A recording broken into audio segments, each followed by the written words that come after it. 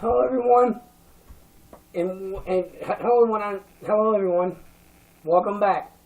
This is my WrestleMania rant. I am Hollywood Eric 86, and this is my WrestleMania 33 rant as I wear my AJ Styles shirt for the event. And the reason I'm smiling is because this WrestleMania by far had one of the greatest shock values in the history of the 33-year event. I mean, there's been a lot of shock values. But also, this WrestleMania has to be amped up from last year's debacle because I thought last year's WrestleMania was absolutely bad. Now, there is a few things on this card that I absolutely fucking hate. And I'll get to that, and with Payback a couple weeks away, a few weeks, about 2 or 3 weeks away at this point, because this is about a week or two after that I waited. I wanted to give you my thoughts and my opinions on WrestleMania. Now, at the end of this rant, there's going to be one of the biggest rants ever because of what's going to happen. I elaborate a little bit more coming up. I will elaborate a little bit more coming up on our Canvas Chaos that we are going to do. We're going to push out 2 episodes. This is done before that. So, here we go. And this is going to be my WrestleMania 33 rant. So, YouTubers and wrestling fans, and to my subscribers, join me on this ride. The ultimate thrill ride, as I put it. So, here we go. As normal per WWE, we have pre-show matches, but instead of having 1 pre-show match, we instead have 3. So the first pre-show match is for the WWE Cruiserweight Championship, which is reigning defending champion Neville, the self-professed king of the Cruiserweights, taking on A-Double himself and the greatest man that ever lived, Austin Aries. I honestly thought this match should have been on the main card because it's a Cruiserweight title match. I figured it was the proper time for them to showcase their skills. Well, that didn't happen, so, it was okay with me, but I honestly thought it should be on the Cruiserweight title should be showcased on the main roster. They have a lot to prove. And the match was pretty damn good. It was fair. It was great high-flying moves, one after another. I mean, I'm not a big fan of Neville. I do like his heel gimmick because he needed it. But the King of the Cruiserweights crap, I hate it. Because I'm an Austin Aries fan. Back in the days when he wrestled with the Owlman, and I will refer to them as that. More on that later. But yeah, when he wrestled for the Owlman, or whatever the fuck it was back then, I admired him for it. The match was good. Well, getting towards the end of the match, he locks in the last chancery, and Neville, being the cheating bastard he is, rakes him in the eyes, and hit right in the eye where he had the busted eye socket, courtesy of the King of Strong Style, Shinsuke Nakamura, and he hits him with it, and then with him writhing in pain, he ascends to the top rope, hits the red arrow, 1, 2, 3, year winner and still Cruiserweight champion, Neville. All in all, I gave the match about a 6. Not that the Cruiserweight action was good, it was a 6 because there were some parts that lagged that shouldn't have. But all in all, I thought it was a phenomenal match. I thought it was really good. And I thought it could be better, but that's going to leave the door open for more, matches between the two. Possibly for Payback or, maybe on down the road for the future. I mean, who knows? Next up on the list, the second pre-show match, the Andre the Giant Memorial Battle Royal. I felt that this match should have been on the main card, but, it's Andre the Giant. The first ever one was on the pre-show, so I was able to accept it, so I was glad that it was on, that it was on there again. And they had guys in there, I think they had Kane in there, Mark Henry, they had Apollo Crews. They fucking had the Usos in there, who are the SmackDown Tag Champs. They wouldn't even defend the fucking belts, which I thought was fucking stupid. They're the fucking SmackDown Tag Champions. What the fuck? Fucking bullshit. But they didn't defend the damn tag team titles. But anyway, they were in it. And, you got Big Show, Mark Henry, you got Braun Strowman. Then you got fucking stupid-ass Mojo Rawley.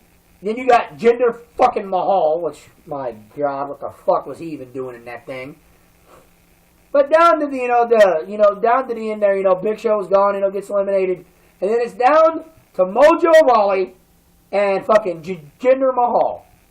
Well, earlier on in the match, Mojo Rawley and Jinder are outside fighting, and the tight end for the defending Super Bowl champion New England Patriots. Congrats, by the way, to Tom Brady and the Patriots. Mad kudos, even though I am not a fan personally. Once is sitting in the crowd. He's friends with Mojo Rawley. I don't know fucking why. But anyway, Jinder Mahal throws a beer in Gronk's face. Now, Gronk was injured most of the year with a very bad, severe knee injury, I believe. I believe it was. I'd have to ask my brother-in-law, my co-host, on that a little bit more. But Gronk got a beer thrown at him, and he's all pissed off. And when it gets down to Mojo and Jinder, Gronk gets in the ring and hits him with this massive fucking 6 shoulder tackle. It's fucking Gronk. Mojo Rawley clotheslines Jinder Mahal over the top rope, and Mojo fucking Rawley wins the Andre the Giant Memorial Battle Royal. Really? It's not even the fucking main card, and already you want to make it something dumb. Really? Fucking stupid! In the words of my boy Bruce Blitz, Bruce, I love you, that's fucking garbage. It's trash. It's a fucking waste. It's a waste of a battle royal. I mean, we start with Cesaro. We go from Cesaro to Big Show to Baron Corbin to fucking Mojo Rawley, really? Oh my God. I mean, fuck. Fucking, it was useless. It was a waste of a battle royal in my view. Well, not to hold you on up, because pre-show matches, normally don't go this long, but now the third and final pre-show match. The one that fucking pissed me off for the Intercontinental Championship. And that is Dean fuck Ambrose defending the belt against the Lone Wolf, Baron Corbin. This match pissed me off because this is the match that should have been on the main card. They could have taken another match from that and put it on the fucking... They could have put another match on the fucking pre-show. They could have had one of the damn tag title matches or another match on there to fill up that fucking pre-show slot. You put the Intercontinental fucking title on the fucking main card. It's your secondary main title. And with Ambrose at the time on SmackDown, it made fucking sense before the Superstar Shakeup that happened this past week. It's fucking stupid. Dumb. It's trash. Well, all in all, the match was good, but me personally, I was pulling for Baron Corbin. Why? Because he fucking deserves it. I never liked Ambrose. I never have. Has he come a long way since the days of his fucking slap fighting? Yes. I still think he's a joke. And I still think he's a loser. Along with fag boy, queer bitch boy Cena and fucking Roman fuck Reigns. So yeah, fucking dumb. But all in all, the match was good. But of course, they John Cena Baron Corbin. And what I mean by that, ladies and gentlemen, YouTubers and my subscribers and the wrestling fans out there, that means Baron Corbin didn't one time hit the fucking end of days. He goes for the end of days, fucking Ambrose reverses it into a fucking dirty deeds, 1, 2, and fucking 3, and your winner and fucking still Intercontinental Champion is Dean fuck Ambrose. You're already starting to get to me, Vince. Really? You're gonna shut down Baron Corbin even worse? After you buried him and fed him to fucking Cena? Right after he had a good feud with Dolph Ziggler, really? When are you gonna wake the fuck up and fucking make your stars from NXT fucking stars? The only reason you haven't touched Kevin Owens yet is because Triple H won't let you. And I swear to God, Vince, you better not even think of making the King of Strong Style look like a fucking joke. That's right, ladies and gentlemen, because as we state in Canvas Chaos, we fucking say, all in all, that Shinsuke Nakamura came to SmackDown. And I pray to God that you don't make him look like a fucking joke. Because the man personifies why he's the king of strong style, you asshole. NXT stars can be stars too. Or do they gotta suck your dick on a daily basis to get anywhere? Like fucking Cena and Reigns does. And more on that fucking, and more on Roman fuck Reigns later on in my damn rant. And to that con artist John Cena. To John fuck Cena, excuse me. Fuckboy Buckethead. And the charismatic anathema. Anyway, sorry for that little long tangent rant. All in all, the match was good, but it pissed me off because it should have been on the main card. It should have been on the main fucking card. You could have put another fucking useless match in that fucking place. Because it's the Intercontinental title. Cruiserweight title, would I have loved to have seen on the main card? Yeah. Could I have done without? Yeah, and it's not because of, they were bad wrestlers. I honestly would have wanted Austin Aries on the main stage because it was WrestleMania. And I thought he would be, and he thought it would shine, which he did. Now, on to the opening match. The phenomenal one himself, AJ fucking Styles, the man himself, the phenomenal one, the franchise player in the history of Impact / TNA or the Owlman history. The man that personified what it was to be part of that fucking company. 13 years or 12 years he spent in that company, broke his back and was the man. And after he was shit on and buried at the Royal Rumble, which I will not get on, he goes about and he gets screwed out of the number one contendership. Granted, Randy Orton already won the Royal Rumble, which we will get to later. But he won a number one contenders match to earn that right to be the number one contender. But it was taken away, and he takes on SmackDown Commissioner Shane McMahon, Shane O'Mac himself, as to continue on with the story, and he felt Shane McMahon slighted him.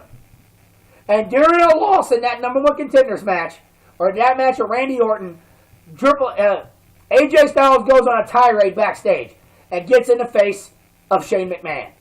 And the very next week, I'm sorry to play the devil's advocate to those fans out there, and to myself, even though I'm a Shane McMahon fan, got a justifiable ass whooping at the hands of the phenomenal one himself because of how he was fucked around. And then it was made. AJ Styles, Shane McMahon, WrestleMania. Now, I was going with AJ Styles all the way because that's my favorite Impact Wrestling / TNA / Owlman wrestler in the history of that company. Always will be. But I still love Shane McMahon because the man's a fucking daredevil. I love every bit of it. But, all in all, AJ Styles, I honestly thought Styles was going to win because Shane McMahon has never been in a straight wrestling match.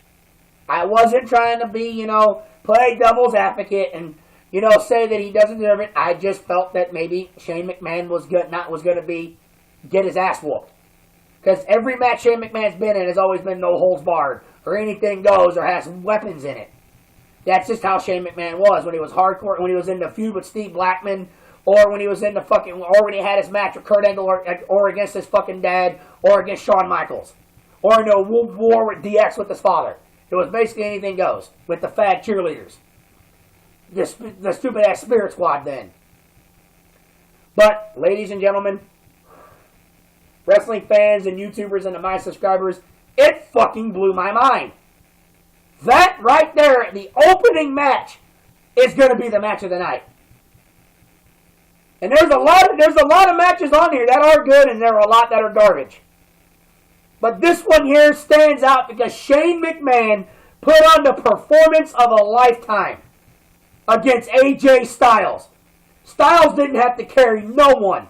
It was side by side. And for a man of Shane McMahon's age, not him not being as young as he was, to stand toe to toe with the phenomenal one and go move for move, hold for hold. Oh my God, it was mind blowing. There were times where Shane McMahon actually had him beat and would actually use wrestling moves. He pulled out a repertoire that I didn't think that man had. Kudos to you, Shano. I'm clapping because it's kudos to you. Fucking amazing at the fact that you could actually put on a wrestling match. I loved it. You gave a fuck you to your father. But more on Vince later when it comes to a certain subject that we already covered in Canvas Chaos and the breaking news section of the Canvas Chaos that we did the night before WrestleMania. But more on that here later. But anyway, that match was the match of the night. And of course, the referee goes down during the course of the match. And AJ Styles brings in a garbage can. And myself included said, are you fucking stupid? AJ, why are you bringing in weapons? Bringing in weapons to Shane McMahon is like handing fucking Triple H a sledgehammer. Really? Or handing Freddy Krueger his claw hand in A Nightmare on Elm Street when he has him tied up.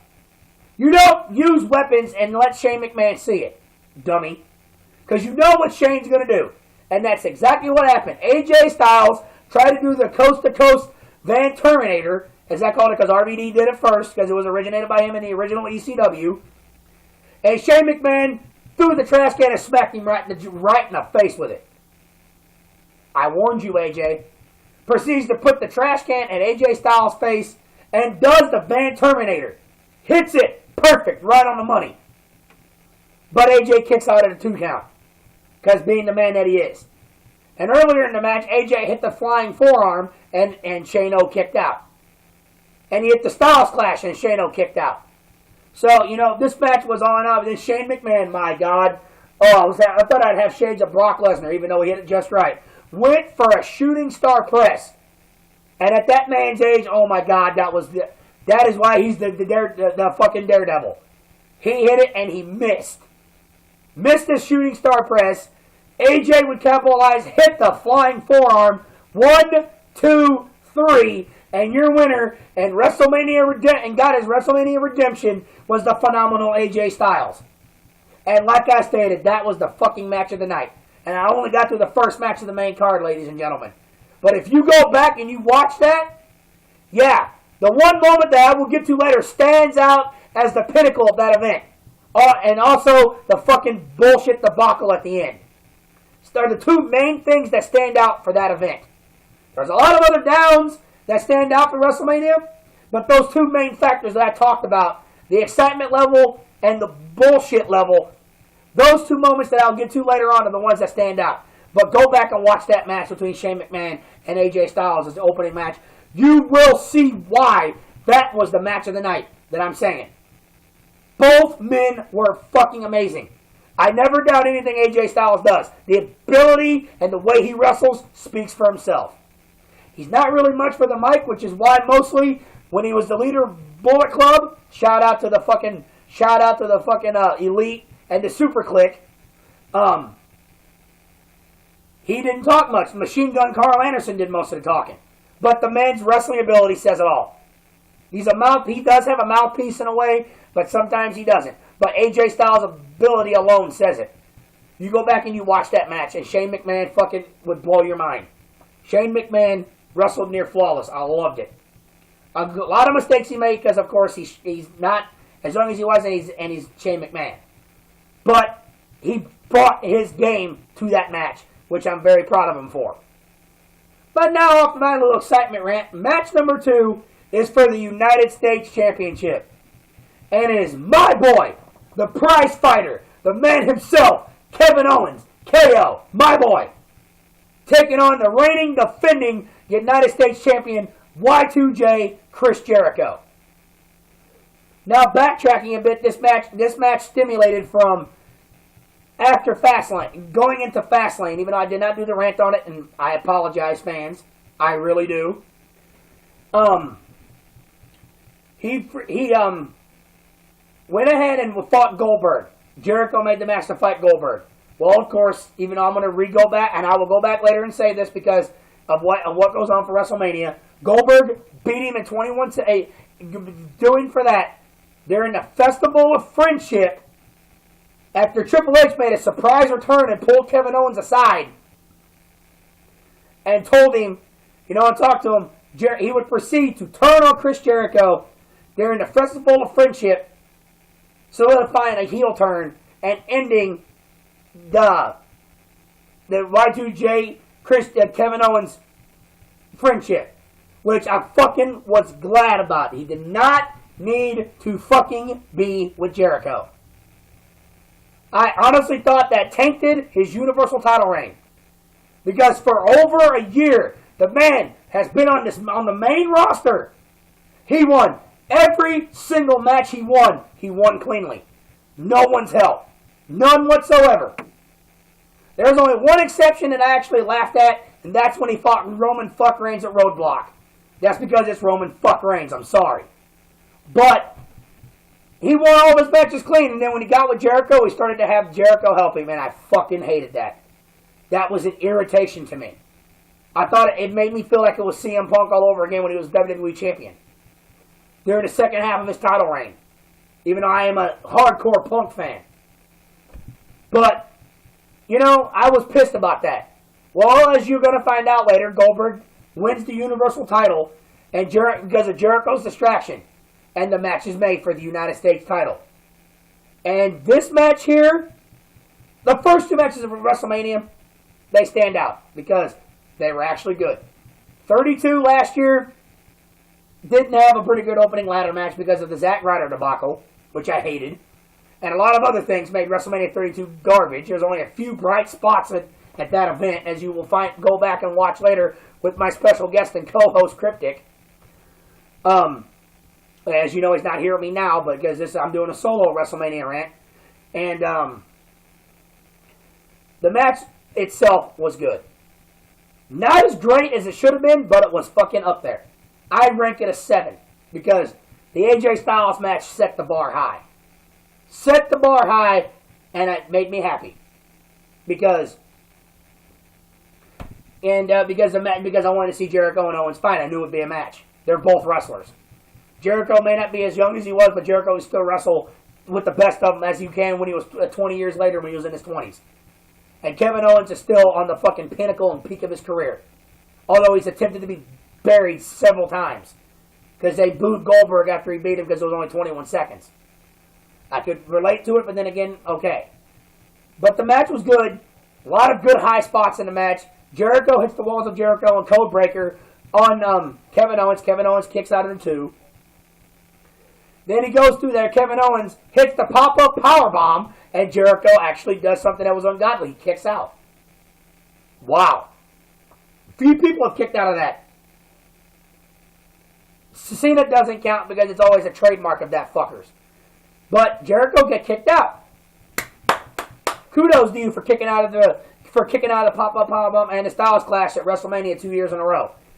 Well, then Owens goes outside the ring. Jericho tries to get to the ropes. Owens kicks the ropes, picks him up, and power bombs him.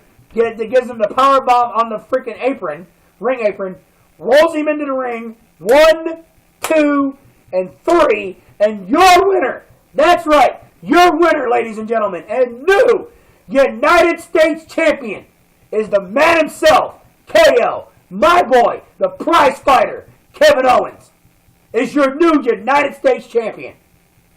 And as of now, he's on SmackDown, on the Blue brand. Because Ambrose went to Raw, as per we stated earlier in our Canvas Chaos rant.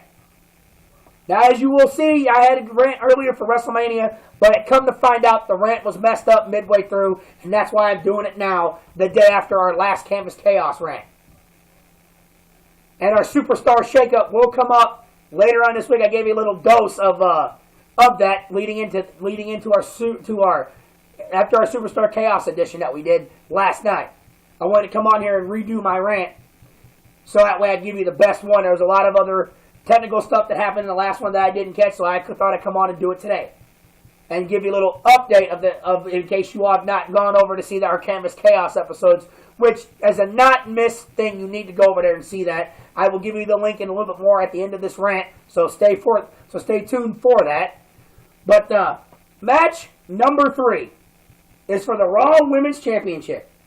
It was Nia Jax versus the Boss Sasha Banks, the Queen Charlotte Flair, or Charlotte as we call her, nothing against the last name, and the reigning defending champion, Bayley. This match here was the one that kind of, it seemed like it was, like my co-host said, an endless wrestling match again between Charlotte and Bayley, because Nia Jax gets eliminated first. Shockingly, it was a four-way elimination match. Nia Jax gets eliminated first, which shocked everybody because everybody thought Nia was going to win it. My co-host was even surprised. Sasha's the next one to go, and then it's down to Bayley and Charlotte. And it was just the same thing again. Same old shit. In the words of Tyrone Magnus. Nothing takes us away from Charlotte and Bayley. But this would mark the final time Charlotte would be on the Raw roster at a WrestleMania as per last night's edition of Canvas Chaos and the Superstar Shakeup. But Charlotte is now on SmackDown. But in the end, Bayley hits the trademark Macho Man Randy Savage elbow drop from the top rope. 1, 2, 3, your winner, and still Raw Women's Champion, Bayley. Like I said, I know I didn't go into many details. The match just, it should have been so much better, and it wasn't. No disrespect to any of the ladies in the match, because I love all of them, including Nia Jax, but I was mainly picking either Bayley or Sasha, because I didn't want Charlotte to win. She'd already won 3 times. Nia, I felt, was ready, but I thought they were going to hold her off a little bit. I thought she was actually going to be in the end to actually earn a shot later. But, oh man, I thought Charlotte would be eliminated first as a surprise and keep Sasha and Nia in there. And it would be down to Bayley and Sasha for the win, or Bayley and Nia. But, all in all, Bayley wins. And now, on to match number 4. For the Raw Tag Team Championship. And ladies and gentlemen, if you have not seen the Canvas Chaos on this WrestleMania rant, I'm going to give you this one for free.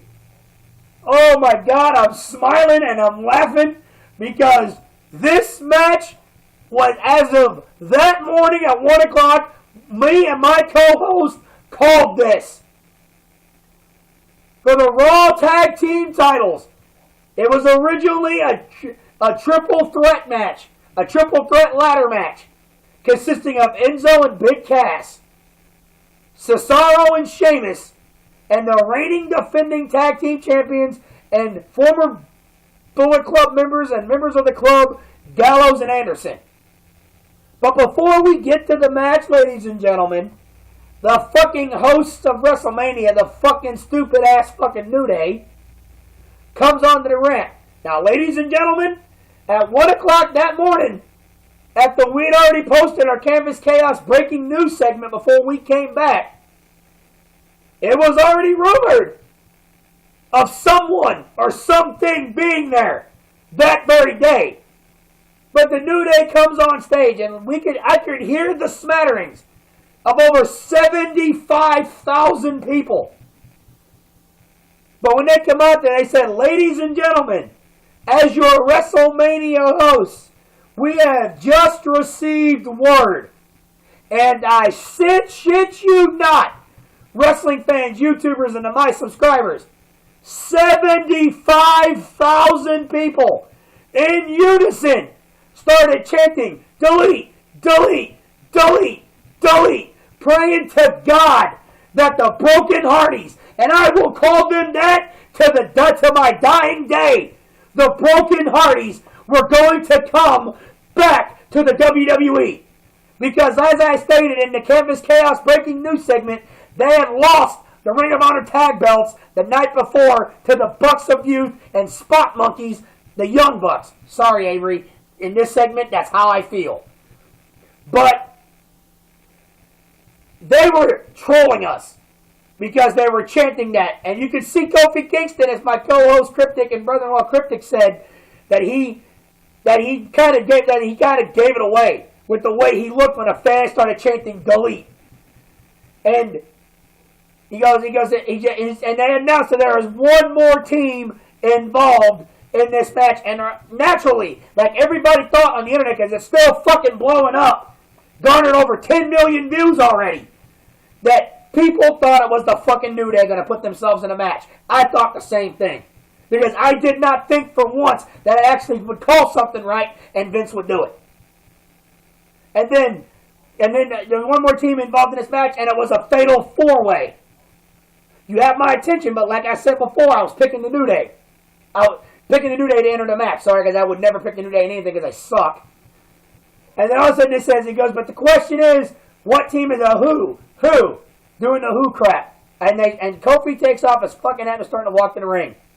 And I'm thinking, you motherfuckers.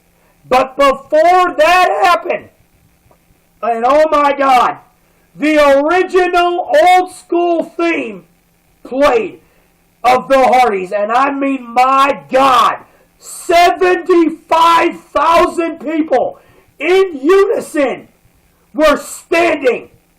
It is the moment of this WrestleMania that stands out, as I had stated before in the AJ Styles rant a few minutes ago. My God. Me and my co-host, we fucking called it as we put it on Canvas Chaos.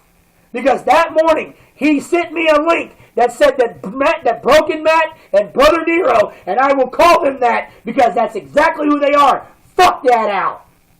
We're in Orlando. And I knew then that it was coming. But I did not think Vince would do it. And my God, the reaction has been deafening. Just like at the Royal Rumble when that fucking bitch boy did the ungodly, and I'll never say what, which you already know what it is, fucking won the belt, and that was all over the internet. This shit has been blowing up for over a week and a half, 2 weeks, and this is almost to the time for payback, and they're still talking about it. That's right, fans. The Broken Hardys have returned and inserted themselves into the Fatal 4-Way. Because my original pick was Enzo and Cash or Gallows and Anderson. But the Broken Hardys changed my entire perspective, as I put it. I was picking the Broken Hardys because they were coming to delete their tag team title reign and on their expedition of gold and take over the Dastardly Michamon show. And my God, even though you couldn't see what it was, Matt still has that bronze streak. He is still Broken Matt, in my view. Because he wrestles like Broken Matt. Even though he can't talk like Broken Matt. And we all know why he can't. Because of the fucking Owlman, as he calls it. I'm going to refer to them as that. Because I am a soldier on the right side of the Great War. I represent the Broken Hardy and House Hardy. And the Hardy Compound. And Queen Rebecca. And King Maxwell. I represent Broken Matt. My Broken Master. Fuck that owl and everything it stands for. They broke their back for your asses and you want to try to fuck them over, you bitch. But they inserted themselves, and my God, the ladder match was awesome. I mean, 75,000 people. I mean, he did the delete chants and they did it. When he looked at Cesaro, Big Cass, Sheamus, and fucking Enzo and Gallows and Anderson, he went, you, delete. The fans were chanting delete throughout that entire match. And Mick and Vince, in the words of me, you need to go back and watch that again. Because I don't remember the fans fucking chanting Jeff Hardy. They were chanting Brother Nero. Because there's rumors coming up that if that ever get the gimmick, which is still early in the stages, by the way, that they were going to split them up and let Broken Matt be by himself and let Jeff Hardy be Jeff Hardy because he was successful here. Vince, they're not chanting Jeff Hardy. They're chanting Brother fucking Nero. They were chanting Brother Nero. They were chanting delete. They were chanting this is awesome. They were chanting welcome back. And the night after on Raw, they were chanting fuck that owl. And they were chanting Broken Matt. And chanting delete again. 75,000 of your fans, of me, and everyone in unison were chanting delete. You need to fucking get on this, Vince. Or, as I will put it in the vocabulary of the great Broken Matt, you need to get on this, Michamon. If you want to make your Michamon show better, you need to get on that, bitch. Because it will be wonderful. And yes, if you fucking do it right.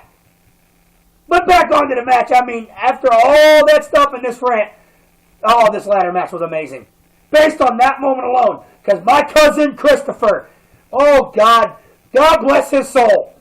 He was standing there, he was speechless the whole match because the Hardys, or the Broken Hardys, was one of our favorite tag teams. Growing up as kids, we idolized those boys when they were younger. And they were Team Extreme. He couldn't believe Jeff Hardy had returned to the he never thought in a million years Jeff Hardy would ever come back. Or Matt Hardy. Or Broken Matt. As I put it, I said Jeff Hardy for his respect. But in my respect, he's Brother Nero. And come to think of it, I've been hearing he's never seen any of the broken stuff in TNA. Or Impact Wrestling. Or the fucking Owlman shit. Let's hope he sees it.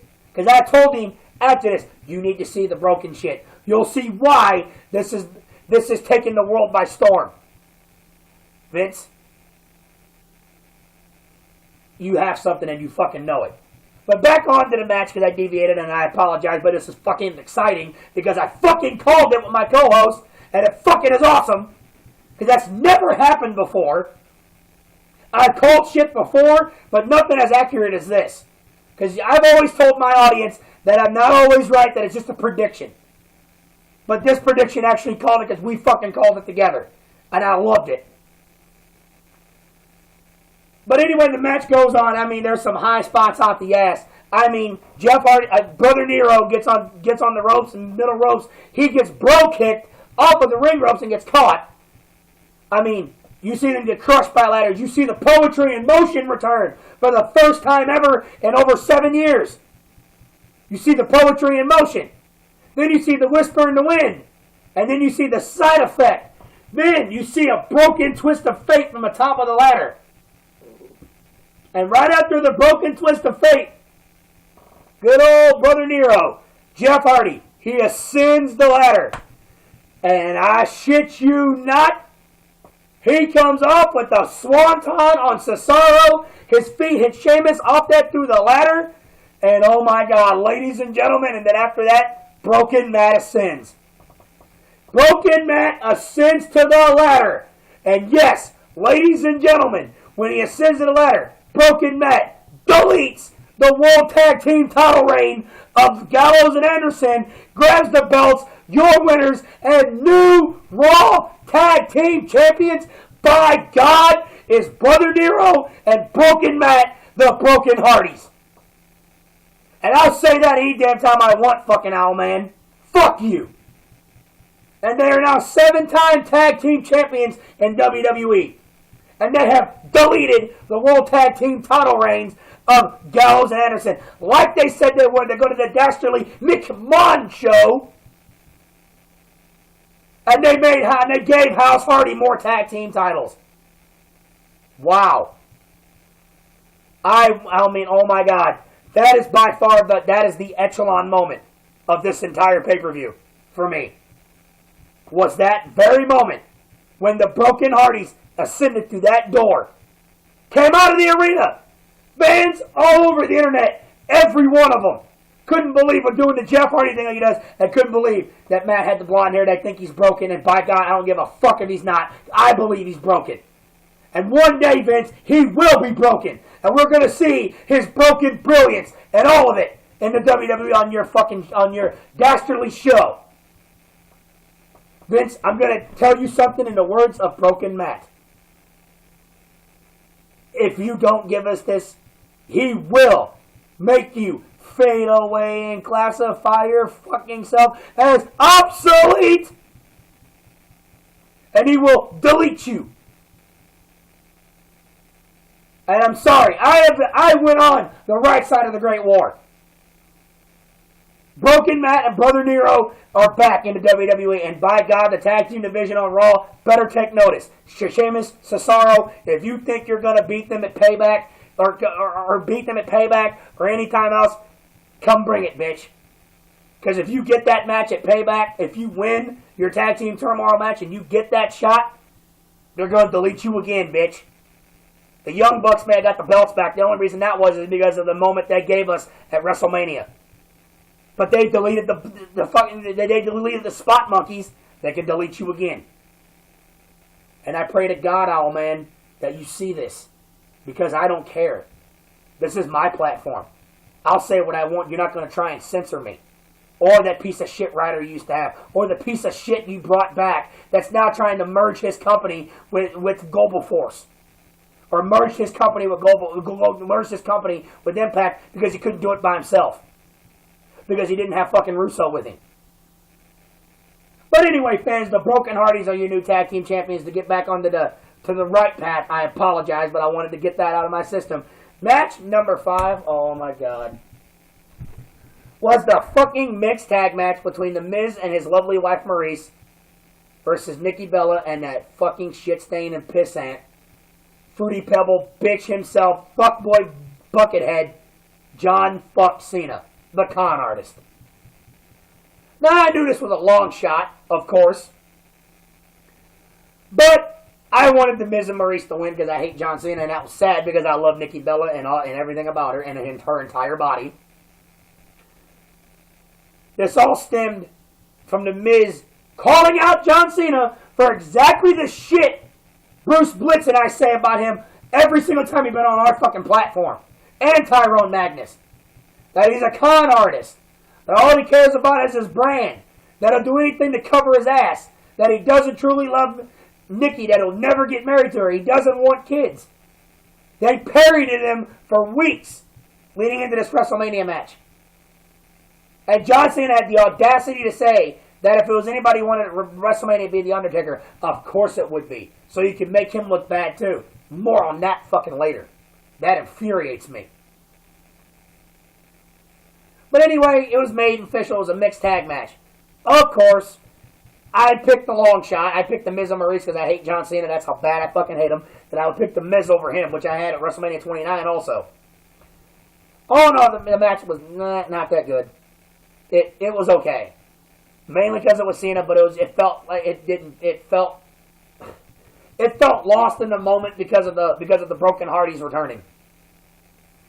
But all in all, in the end, it came down to Nikki and Fat Boy Cena doing their moves, doing the 5-knuckle shuffle. Nikki hits the Rack Attack 2.0. Cena hits that stupid ass weak fucking AAFU move. 1, 2, and fucking 3, and your winners fucking John fuck Cena and Nikki Bella.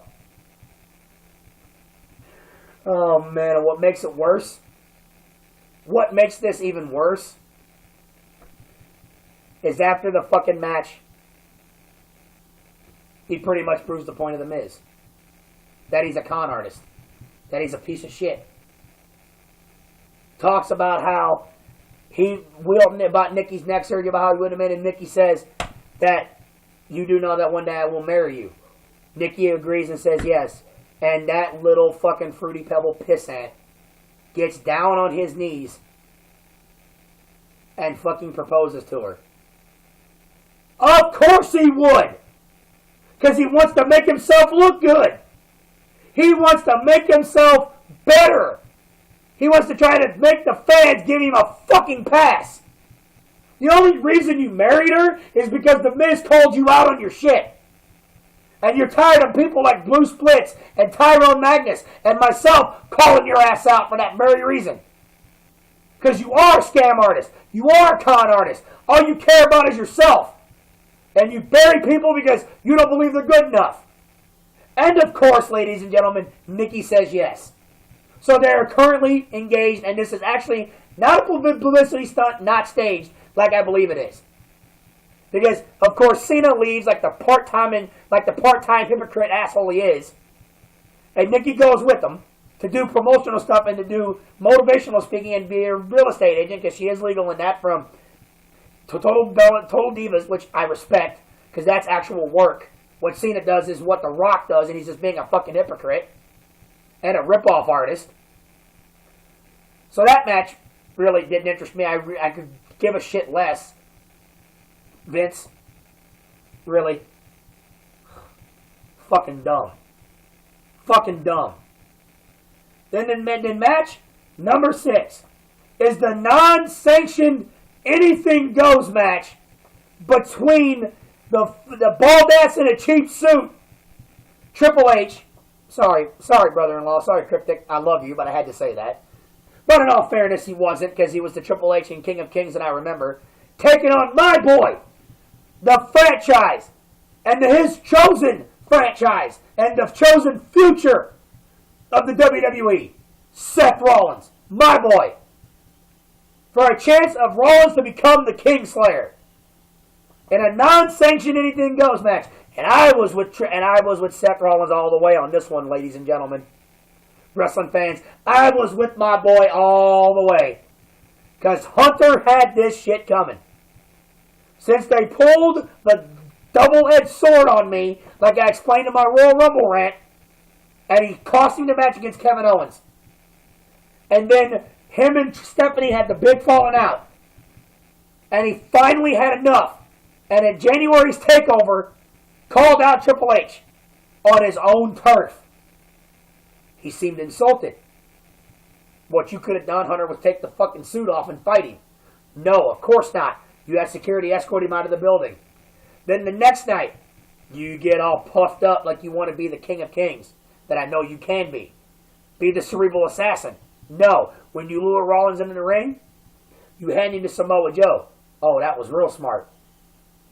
So you dodge him and dodge him and dodge him. And during the course of that, he gets hurt. Staggering with his knee injury.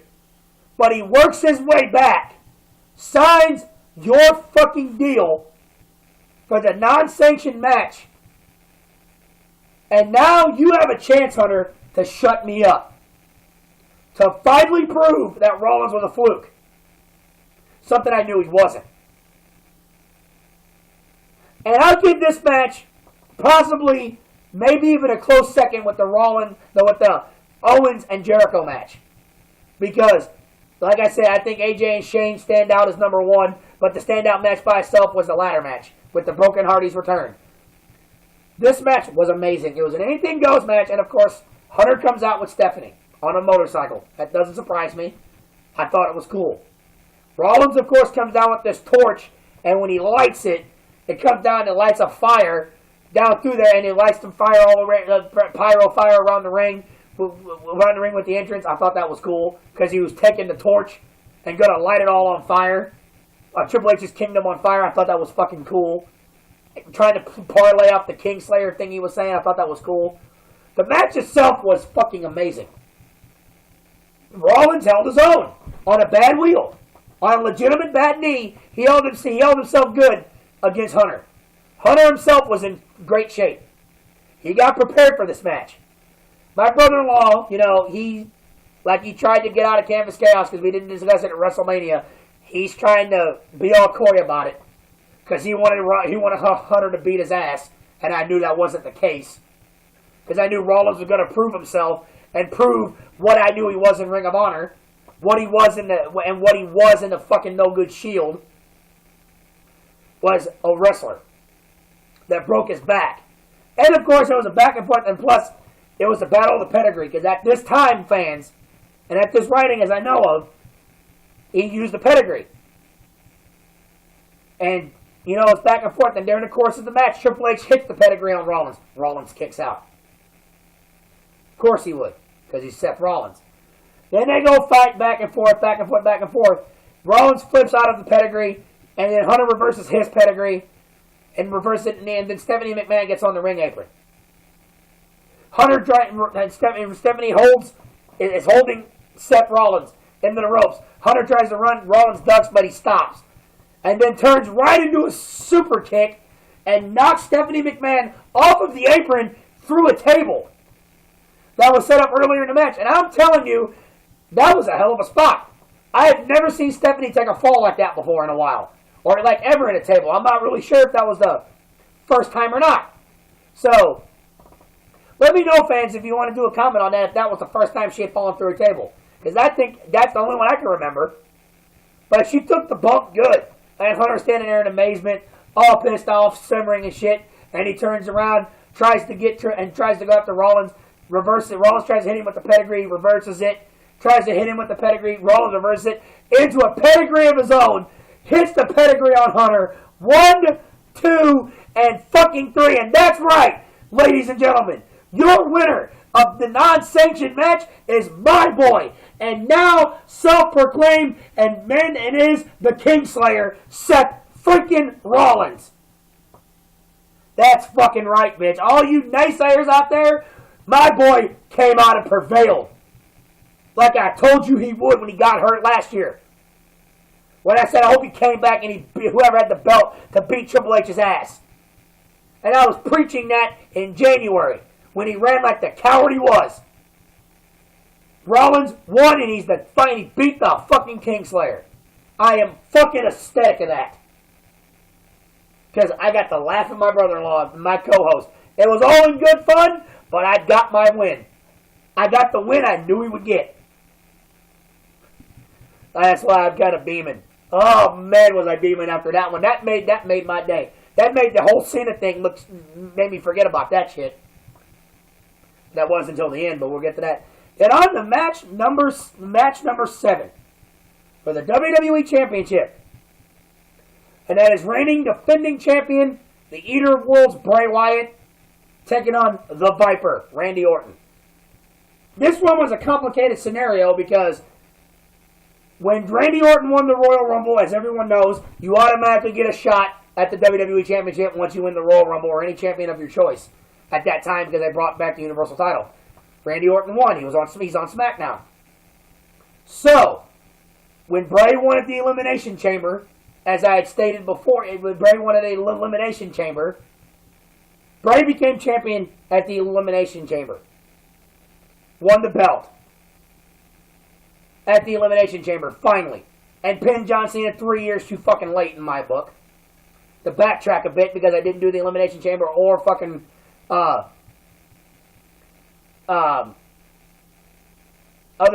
Fastlane event, which is my apologies. I'm sorry, we were getting Canvas Chaos ready. So that's why I'm doing WrestleMania now. I'm going to backtrack a bit. Bray Wyatt won the WWE Championship in the Elimination Chamber. Last eliminating AJ Styles. The way it should have been. And Randy Orton, who was in the Wyatt family at the time, said that he would never, ever, ever challenge, as long as Bray was champion, he would never challenge Bray Wyatt. That he would never challenge him. About 2 weeks go into that, and then about 2 weeks later on SmackDown, Randy's at the Wyatt family compound. Inside where they shot their classic vignettes with the rocking chair, where the remains of Sister Abigail was at. And Randy Orton proceeded to screw Bray Wyatt and the Wyatt family after Luke Harper had already been kicked out. And Bray Wyatt, and he proceeded to light and extinguish the entire Wyatt compound. And destroy it and burn it to the ground and said he's coming for you, and coming for him, Bray, coming for his title. At WrestleMania. Well, that threw a monkey wrench in a situation that involved the first match. As AJ Styles had already won a number 1 contenders match to challenge Bray Wyatt for the belt at WrestleMania. Yeah, Randy Orton fucking, earned the right to Royal Rumble. But, it did piss me off in a way because it was kind of fucking Styles. Is why I said it was a justifiable thing. And then when he fought Randy Orton for the number 1 contender shit and Randy won, that led to the beatdown that Shane got with AJ Styles and thus made their match for earlier in the card like I had already stated. And this match, like me and my co-host said for that, it seemed boring. It was boring. It wasn't very good at all. It seemed rushed. It could have been so much better, but at this point, WrestleMania was running close to 5 hours. It was already over the 3.5 hour to 4 hour mark. And WrestleMania is only supposed to be 3.5 hours. 4 hours for TV. It was already running over that. We had already had a fear that the SmackDown women's title match wasn't going to be on the card. Because there was only 2 major matches remaining on the card at that time other than that match. So the matches after match number 7 of WrestleMania was already running over. And this match seemed pointless. It wasn't very good, and it could have been so much better on a lot of aspects. But Bray, they used the computer imagery of maggots, bugs, cockroaches in the middle of the ring. Pretty good semantics and everything, but it didn't interest us. And in the end, Randy would catch Bray out of nowhere with an RKO. 1, 2, 3. Your winner and new WWE champion is the Viper, Randy Orton. Why, Vince? This is exactly why I've been on this tangent with your ass for years. Yes, I feel conflicted because the Broken Hardys are back, and you could possibly give us what we want. But I'm still critical on the shit that you do. We have wanted Bray to be champion for 3 years. Maybe even longer than that. Well, he had 3 years going back to during the time of WrestleMania 30 when he was fighting Cena. We wanted him to be champion then, and you shut him down. We wanted him to be champion the year before and last year. No, you wouldn't do it. And when you finally put the strap on him, when the fans loved it at the Elimination Chamber, because we hate Cena, when you're going to wake up and see that, because me and Bruce and Tyrone won't give that fucker a pass. My co-host might. Wink, wink, I love you. And everybody else might, but I ain't going to give that fucker a pass. And we love the fact he was champion. Randy Orton went in the Rumble past with me, because I'd rather it have been Randy than fucking Roman Reigns. Because that already pissed me off on that aspect too, as I had stated before, on my Royal Rumble rant. But the match, it seemed rushed, and I hated it. It should have been so much better than what it was. The match was a 3 on my book. That was fucking terrible. Fucking terrible. Not only was the match not that good, but the fucking fact you gave Randy the title, and Bray only held it a month and was a transitional champion, pissed me off. I love Randy Orton to death. I do. I've wanted Bray to be champion longer. He could have done so much as champion. Especially now if he'd have went to Raw with the title belt with the Superstar Shakeup. And the fans wanting Broken Matt. Because with Matt Hardy being the standout of the Broken Hardys this time, and not Brother Nero, it could have made for a hellacious title match down the road between the two, because the fans want to see that too. But you gave the belt to Randy. That's fucking dumb. It's fucking trash. Now with what I've been hearing of who his opponent might be, come their fucking pay-per-view, come Backlash, Vince, I swear to God, if what I think and what I hear the rumors of going to happen in the next few weeks leading into SmackDown's fucking pay-per-view, oh my God, you must be completely fucking stupid.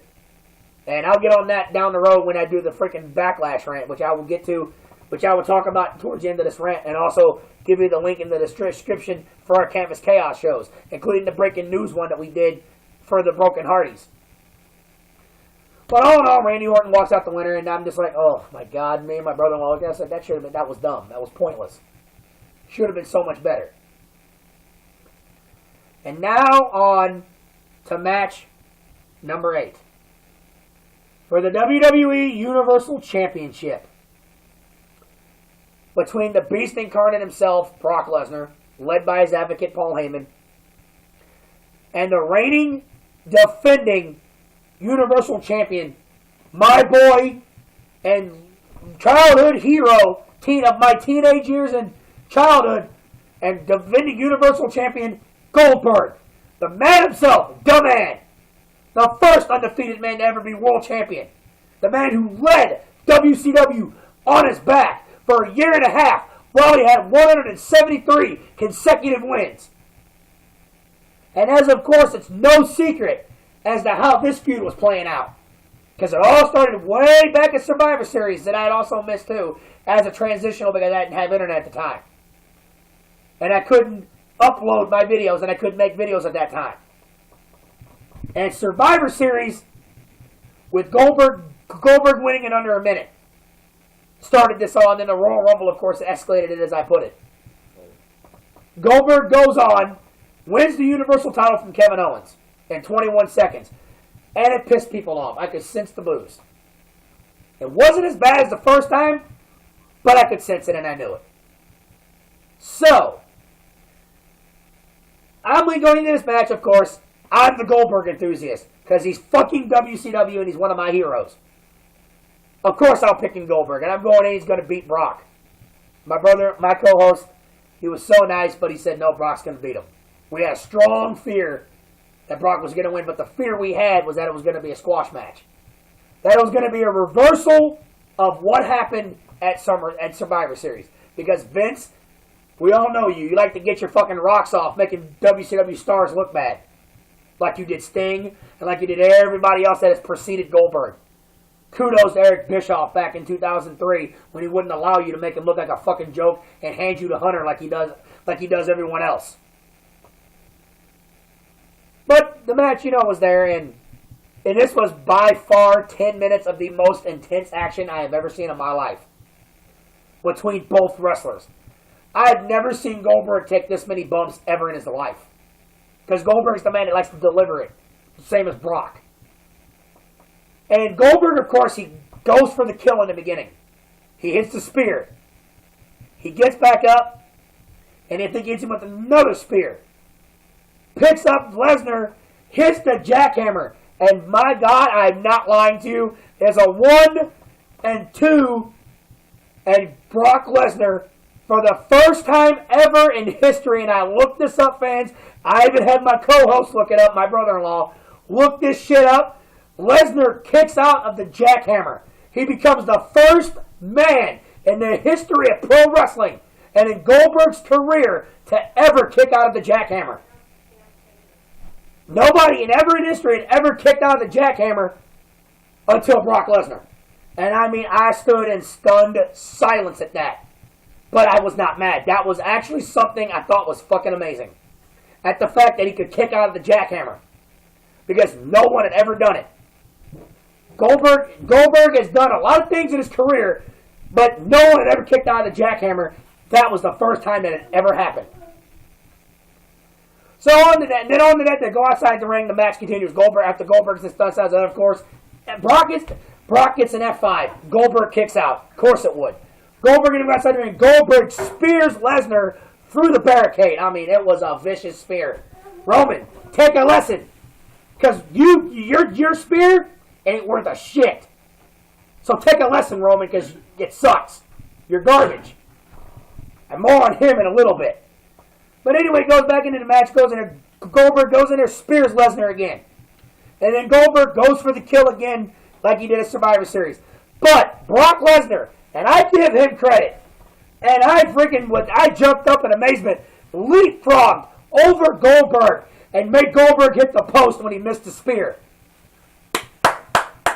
Kudos to you, Lesnar, for the agility you have. I didn't think you still had that much agility being older than what you were. But he had jumped over the freaking spear underneath him, and Goldberg hit the post and missed the spear. Goldberg tries to go for the jackhammer. Brock reverses it. Brock hits him with 13 suplexes total of Germans, and he hits it just right, which I knew he was going to take Goldberg to Suplex City. And it was amazing, because like I said, when he hit the first spear, that was after the third German suplex, Goldberg popped up and speared his ass, saying, "Bitch, take me to Suplex City, I'm going to get up." But the suplexes wore Goldberg down throughout the proceeding of the match. So what happens is Goldberg goes in there, and after he does that, Brock hits the jackhammer, Brock hits the F5, 1, 2, and the inevitable 3, and the winner of the match and new Universal Champion is the Beast Incarnate himself, Brock Lesnar. I had a differing opinion originally for this match. But when you watch my Canvas Chaos video, after this match happened, and I watched the Raw Talk after Mania, the night after WrestleMania, I went back and I watched the match again, and like I stated on our Canvas Chaos video, I apologize to Orin and to everybody else, to Cryptic and to everybody, because Goldberg said that was the best match he's had in a while, because that was the most bumps he took in 10 minutes, because it was after the debacle of WrestleMania 20. That was crap. Which the match was. It was not very good. And I went back and I watched it, and I had mad respect for Goldberg and for that match. I went back and I watched it, and I'm not as mad as I was, because I know Goldberg's going to come back eventually, and I know that they're going to do something big with Lesnar down the road, because he's scheduled to be back in July. They say July 9th. That could change. So, this is April, as you know it. So, July 9th. So, they're stating July 9th, but they've been saying it could be earlier. But I'm happy, and I'm over it, and I can move past it. I won't watch the jackhammer. I won't watch the F5. But I will watch the 3 count. That's more than I can say for WrestleMania 30, because I refuse to watch it in general. But I'm okay with it because of what Goldberg said. And I went back and watched it, and he was right. It wasn't as bad a match as it was. And I was just mad because it was WCW. But kudos to both men. Kudos to Lesnar for his agility and for being the first man ever in history to kick out of the jackhammer. And kudos to Goldberg for taking the bumps that I know it was hard for him to take, being at the age he is. And being at any time during his career taking those most bumps. So kudos to the both of y'all. But also hats off to Lesnar for being the new Universal Champion. Hopefully the next opponent you get down the road in the next few months is a worthy one. But as I have a suspicion of what's been going on coming up here in a few minutes, that's yet to be seen. On to match number 9 of WrestleMania 33 of the Ultimate Thrill Ride. We're almost closing in on the end of the roller coasters, fans, so bear with us a little bit more with the seatbelt. It is for the Raw SmackDown Women's Championship, and it consisted of reigning champion Alexa Bliss, Becky Lynch, Naomi, Carmella, and that fucking goof James Ellsworth, and Carmella, in a 6-pack challenge for the SmackDown Women's Championship. Kudos to Vince for not taking the match out. And if I missed any names, I apologize. But I think, like I said, it was Alexa Bliss the champion, Naomi, Becky Lynch, Natalya, Carmella, and, let's see here. And Mickie James. That's who I missed. I apologize. Had that written down, like I said, and I had to see if it was Mickie James. And it was a 6-pack challenge for the SmackDown Women's title. Kudos again, Vince, for not taking that match out, because at this point, it was going past the 4-hour mark for WrestleMania. Something that had never happened in the history of the event, because it was normally, like I said, 3.5 hours long to 4 hours long in general, and it already surpassed 4.5 hours at this point, because it was getting on 11 o'clock, which had never happened for any pay-per-view. But the match, it felt rushed. It felt rushed, and it did not feel very good. And I apologize if you hear my little niece in the background. She likes to find my mom a lot, so I apologize for for her calling for her. But it's a lot better than what it was before when it came to my Royal Rumble rant. But this match, it felt so rushed. It felt so fucking bad. Rushed, and it just felt rushed. But kudos to Vince for not taking it out. The match just felt rushed. There was some good spots in the match. One of my picks was Naomi because it was in her hometown of Orlando, which I loved. And got on there. Naomi slaps on the 6th submission to Alexa Bliss, and she taps out. And the winner, and your winner, and new SmackDown Women's Champion, Naomi. Congratulations, Naomi. Congratulations on winning back the belt you never lost in your hometown. I thought that was real cool. And kudos to Alexa Bliss on your final match on the final WrestleMania match on the SmackDown roster. As per Canvas Chaos, she went to Raw on the Superstar Shakeup this past week.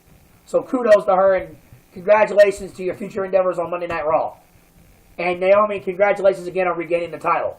So, and also to Mickie James, who also went to Raw on the Superstar Shakeup on her final appearance on SmackDown at WrestleMania. So, all in all, the match felt rushed. I'm sorry I didn't really do much of the high spots. I felt it was rushed. I figured I'd get short and sweet. I know that a lot of my other rants I go into detail now for a lot to try to cut down the time. I'm pretty sure this rant's going to go over an hour. That's only because of a lot of the tangent rants I did and because of how long WrestleMania is in general. So just bear with me. The roller coaster ride with me is almost over. So we're down to the final fucking match.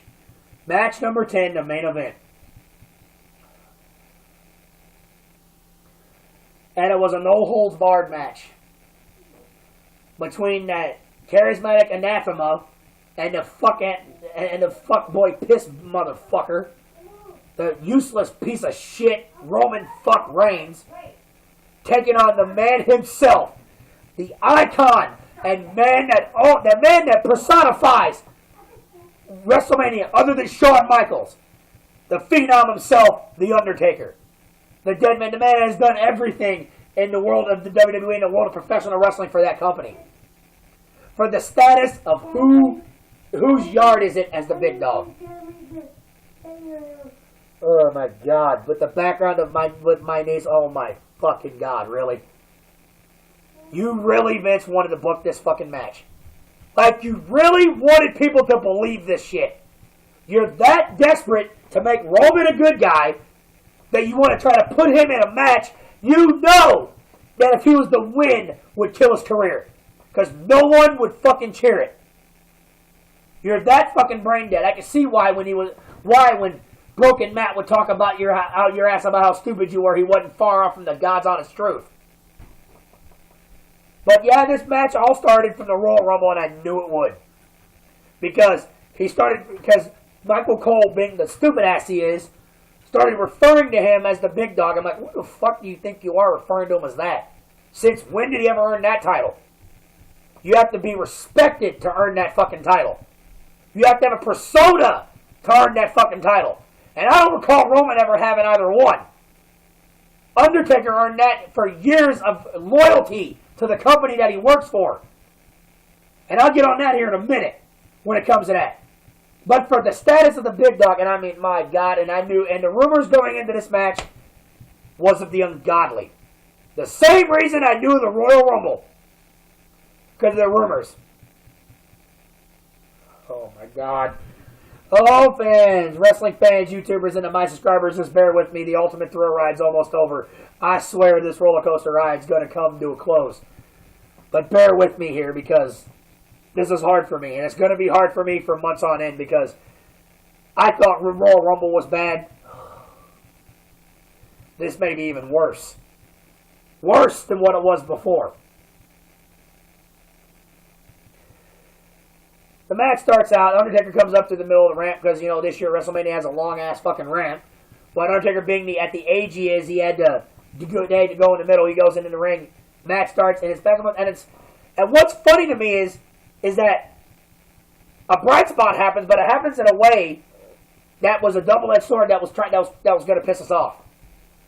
As Jerry the King Lawler returned during the Nikki Bella, John Cena, Miz and Maurice match, good old JR himself, the Hall of Famer, and the best damn announcer in this generation of pro wrestling, Jim Ross, made his long-awaited return to commentary, sadly after his wife passed away in a skiing accident or car accident. One of the saddest things that happened. It was the first job he's done since that accident happened. And they're doing that because they're trying to make fans cheer Roman because Jim Ross is going to put him over. Number one, how insulting. And number two, you really think we're going to buy that? Roman's so far gone with us, Vince, that ain't even going to fucking work. That's why you want to make people give Cena a pass. That's why you want to give that Fruity Pebble motherfucker a pass. Literally, that's the only reason why. Because Roman's so hated. But you try and you try and you try to shove them down our fucking throats. Vince, we don't want to suck Roman's dick. You may want to, but we as wrestling fans don't. He's fucking garbage. He sucks. He's trash. Because Bruce, that's one of the best lines Bruce ever says when he describes your programming with fucking Roman Reigns and John fuck Cena. Is garbage and trash. Hell, my 3-year-old nephew even calls it garbage and trash now. That's one of his favorite lines when it pertains to that. You really want to bring Jim Ross in to try to get Roman over so we cheer him. Fuck you.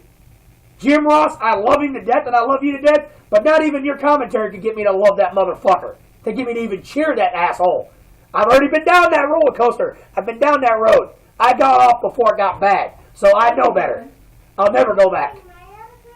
When it pertains to this match, oh my God. Undertaker and Roman are back and forth in this match to get it going. Roman's moveset consists of a punch, a kick, a clothesline, a headlock, a punch, a kick. No athletic ability whatsoever. That's why he's a charismatic anathema in the eyes of Bruce Broods. So Undertaker goes outside. They're beating him up because it was no holds barred, which I didn't know that happened before the match started, or on the pre-show or whatever. It was no holds barred. So the chair is being used. So Roman Reigns brings in a chair. Roman Reigns brings in the chair and starts beating Undertaker senseless with it, telling him to stay down. Starts dominating Undertaker, which I knew was bullshit. I'm standing here, I'm like, what the fuck are you doing? What the fuck are you doing? Seriously? I mean, since when is a chair shot from a cocksucking pussy gonna even hurt Undertaker? Seriously? When it comes to that. When does a cocksucking pussy hitting a steel chair to a legend like Undertaker ever gonna fucking hurt him? Really? It fucking sense. It's unrealistic. You fucking dumbass.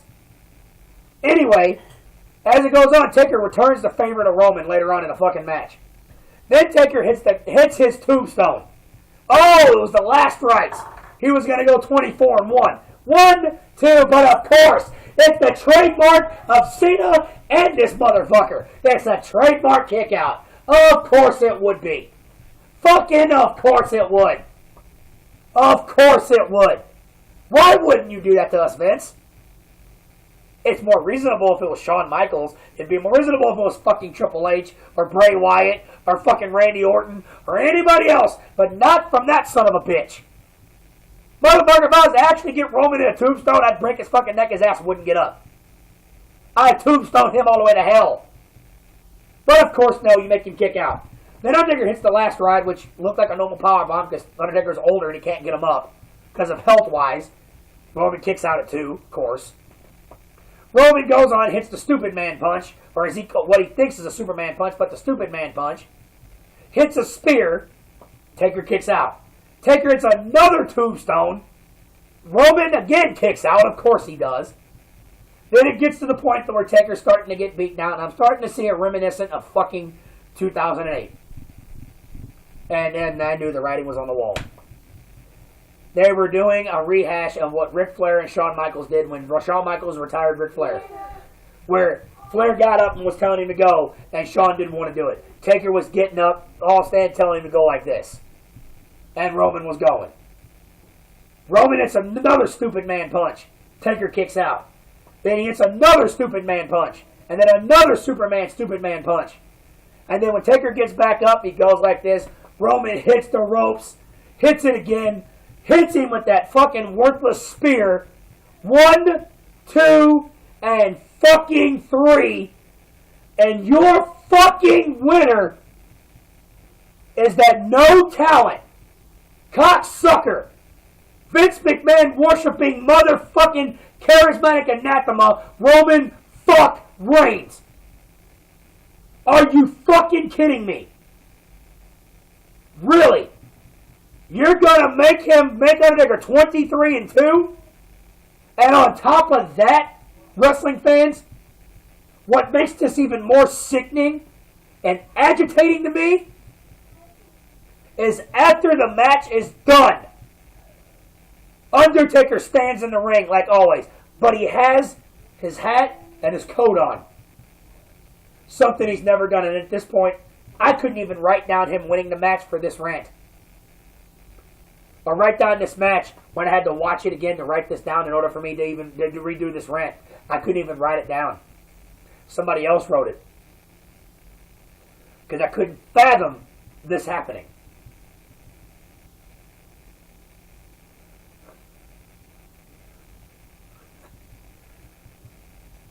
He starts to takes off his hat. So he takes off his jacket. He takes off his gloves. He lays them in the middle of the ring, and I already knew what it was. I had a suspicion. He takes off his coat, folds it up real nice, sits it in the middle of the fucking ring. Then he takes off the fucking hat. And he lays it in the middle of the ring. And he walks out. And he hugs his wife, Michelle McCool, and I think his daughter. Goes to the middle of the entrance ramp and does his biker pose like he did when he was the American Badass. And he ascends down to the fucking into the entrance ramp as WrestleMania goes off the air. So let me get this straight. McMahon. You take a man who for 25 years, over 25 years, broke his back for you and was loyal to you during the Monday Night Wars when he could have jumped to WCW like so many other of your former stars did. Like Hogan, like Macho Man, like Nash, like Hall, and like everybody else that preceded them. He could have jumped at any given time and went over to WCW, he stayed loyal to you. He changed his character and enhanced it and got better. For you, Vince, he laid down and let Lesnar beat him at 30 when it was bullshit for you. Because you told him to. You fucked us the first damn time when you let Lesnar beat him. We get a little bit of redemption when he gets Wyatt and Shane McMahon. He's on the path to get another streak going. To put that loss behind him. Because next year's WrestleMania is going to be in the very building that streak fell. But no. At Sun Life Stadium. Better known now as Camping World Stadium. Because they renamed it. In Orlando, Florida. 9 years after he fucking won the World Heavyweight title against Edge at WrestleMania 28. No, WrestleMania 24. You wanna let a no-talent son of a bitch who couldn't sell a wrestling move on his worst day beat him and retire his ass. And give him the mantle of the big dog. I'm going to tell you something.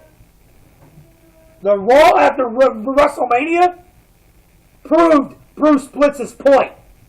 Because he said that if Roman won, that would kill his career. It was so bad that as of this writing, that motherfucker is not even on TV. Because Vince don't want him at house shows because crowds throw shit at him. Because this is insulting to us. It's fucking insulting at the fact that you want to pass that off as a win. That you want to make that believable. Because it's not. You fucking scumbag. It's not believable. It's not believable.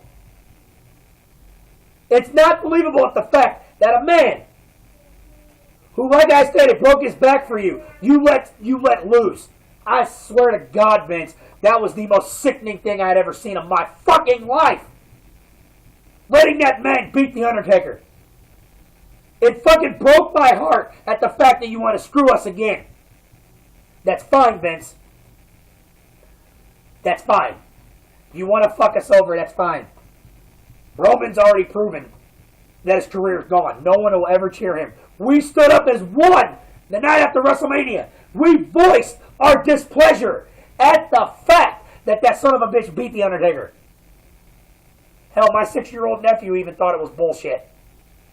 And he's a John Cena fan. And even he thought that was garbage. My 3-year-old nephew said it was dumb. He thinks Roman's garbage and trash. You, on the other fucking hand, my God, I swear. You just, oh my God. You just don't understand, do you? We're gonna have to live with the fact that you let that man retire. A man that's done everything in the world of professional wrestling for the WWE, for the fans, and for us. And for us. And for us. It's just shameful, Vince, that you're not getting it. What more do we have to instill into your fucking old ass head to tell you Roman's garbage? Hell, when you came out there last Monday night after WrestleMania and you announced Kurt Angle as the GM, we told you that Roman sucked. We said to fire the motherfucker. And we do that so you fucking hear us. Because you think because you sit up there in your fucking office in Stamford, Connecticut, your ass can ignore us. So come on TV thinking we're not going to tell you how we feel? Oh, yeah, we are. I tell you how I feel every damn time I get on this channel and I rant about it. And I'm not done to wrap this up. This has been pissing me off and has infuriated me since this has happened. And I probably will never forget this shit. Unless by some miracle he decides to return and bury Roman like he should have been a long time ago. And then this motherfucker. Vince, on this end note, Vince, because I have to wrap this up, you're going to learn one day. I hope Braun Strowman tears him a new ass come payback. Because that's what it's leading to at this point. You better pray to God Braun Strowman beats him, because if not, you're going to have an even bigger riot than what you already have now. Vince, you piece of shit, you sicken me, you disgust me. The only way you can even get on my good graces just a little bit is if you prove you've changed in some way and you let the broken Hardys use the broken Hardys. Let Jeff be Brother Nero. Let Matt be Broken Matt. Because in the eyes of me and my 3-year-old nephew, they are Brother Nero and they are Broken Matt. And the Owl Man can suck my dick. And fuck that owl. And everything about Impact. You're not going to censor me, you fuckheads.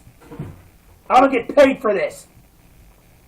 This ain't Canvas Chaos where I got to have a filter. I'll express how I feel.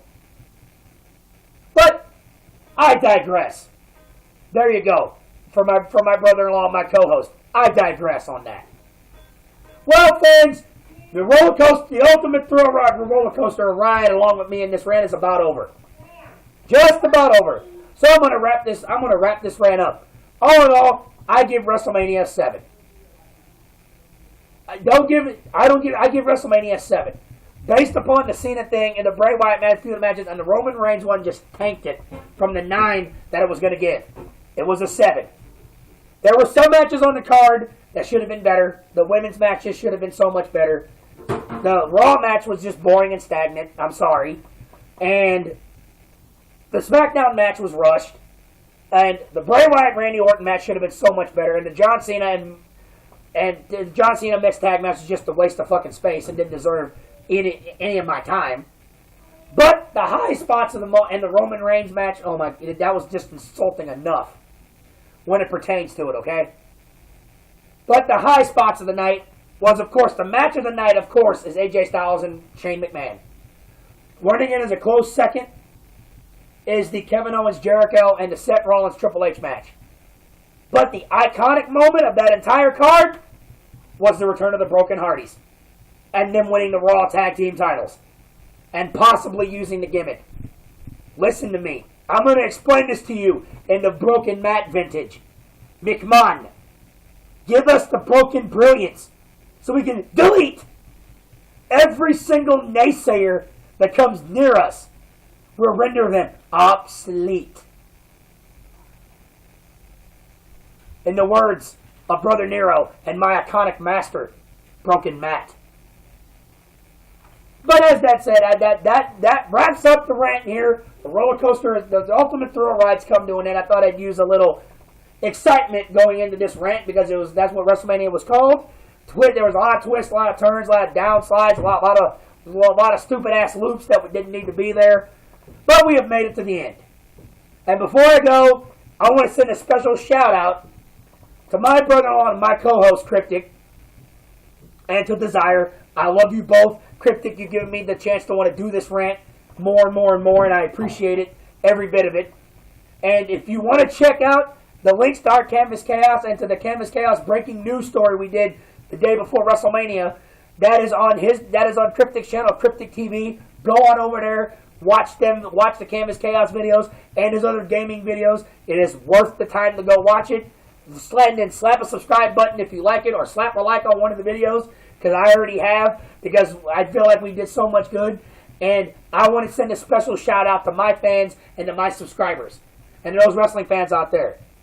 Due to Payback and Backlash being on the same month, sometime shortly after that event, I'm going to do a double pay-per-view together for both cards due to them being in the same month. I may start doing that due to there being 1 or 2 weeks apart. So if you don't get my immediate rant after the first pay-per-view, it's not because I didn't forget, it's because I may do both as one if there are 2 pay-per-views in 1 month.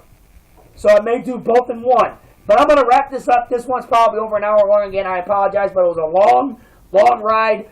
I appreciate all of you all sticking around and watching the whole video. If you do, I really hope you do. It'd be worth it. I will see you next time for the double rant of Payback and Backlash. But I am Hollywood Eric 86. I am proud to be on this channel. I'm proud to have every single one of my subscribers. And to the YouTubers and wrestling fans out there, I will be back, and I will try to upload this in the middle of this month. If I don't and I get busy, I will apologize. It will come up. I promise. If it is late, I will explain why in my future video. I promise you I'll explain it. But I am Hollywood Eric 86. I'm going to let you go. So, I will see you later. God bless. Goodbye. Have a great day. And I will be back. Tune in for my Payback and Backlash double rant. Hop on over to Cryptic TV and see Canvas Chaos. I will see you later, as I am Hollywood Eric 86, the eccentric one. I will see you later. Goodbye.